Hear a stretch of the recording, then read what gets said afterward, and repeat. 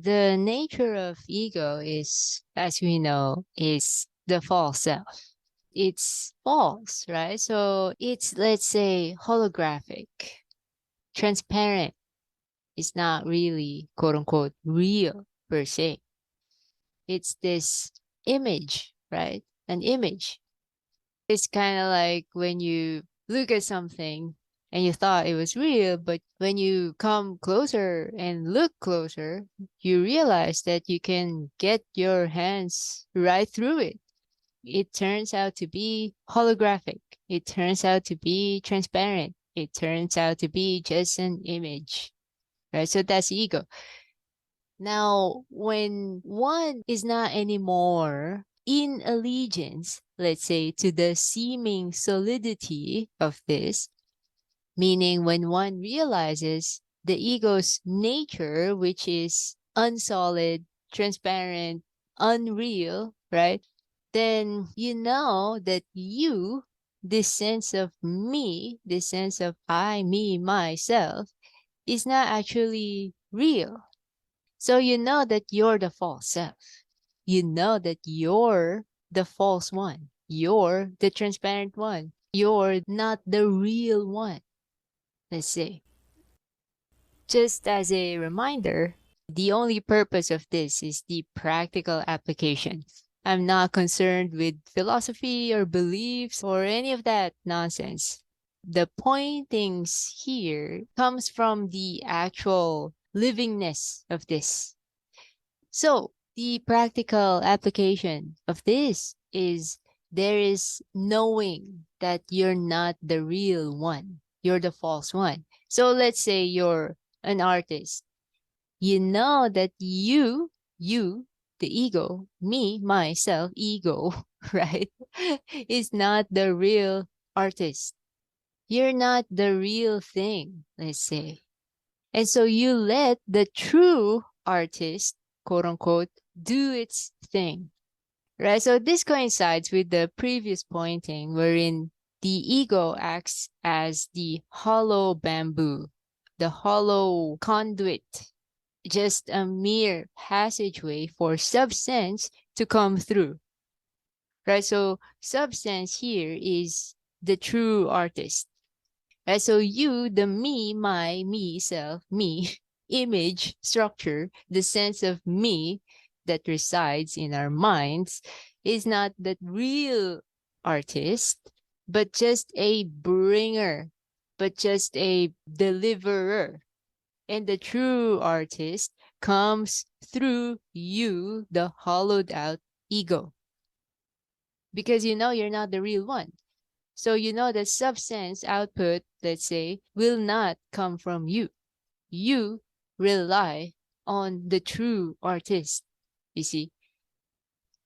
Another example would be the whole living of life itself. You know, you, let's say, the aware ego, know that you are not the true self. Right? So you're not the true liver. You're not the true liver of life. This life does not belong to you, the ego. Life belongs to itself, right? So you, knowing that you are not the true proprietor of life, then you refer. There's this referencing the true liver, the whole, right? The whole dimension is the true liver. And so in this recognition, there is this transparency into the whole, right? Into this deeper ground of being. So let's say in an instance, you found yourself solidified, confined in the ego dimension. You're being reactive, you're playing out your reactivity, you feel attacked, you feel diminished, you feel wronged, etc., right? So when the recognition happens that this, right, the me, ego self, is not the true self, then there is a kind of falling back, right? The previously solidified reactive ego now comes into transparency for the quote unquote true self, the true liver, which is undiminishable, undamageable, right? Eternal, to come through. And from that place, then you respond. Don't get this wrong. This is not about invalidation, suppression, repression, and all that. I'm not, telling anyone to be in denial, to be in denial of what feelings arise or what emotions are experienced. But you see, this is about practice, in practical livingness. It's the bringing forth, let's say, of a response from this deeper place, from the true, let's say, from the true liver. So instead of, coming from this reactive, egoic place, warmongering, attacking, defending, arguing, and all that, it's also repetitive and cyclic. It's allowing for the true speaker, true liver to come through you.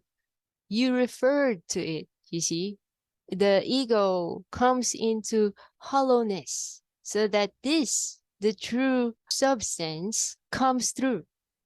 Knowing that that which feels the need to attack and defend and prove itself and project some kind of image or compensate or whatever, knowing that which feels the need for all those is actually the holographic false self.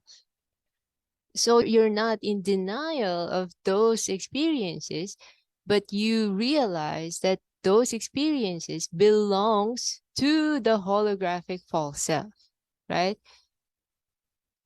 And so there's this putting of less weight to it. Priorly, it's as if it's the whole world.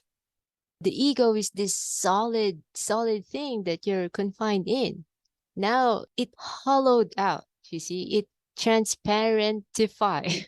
It becomes transparent to the ground of being, the true self, let's say, the whole, the true you, the true self, that which is not needy for validation and belongingness and worthiness, etc., because it's not lacking of that.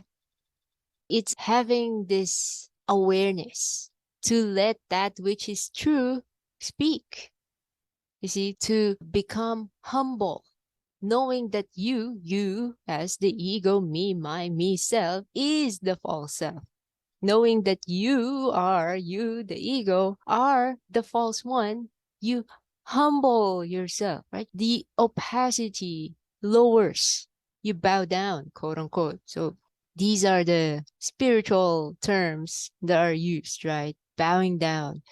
It's not about literally, physically bowing down, you see. It's a level of beingness wherein it's the recognition that there is this true authority in your beingness that the ego self bows down to, lowers its opacity to, so that it can come through.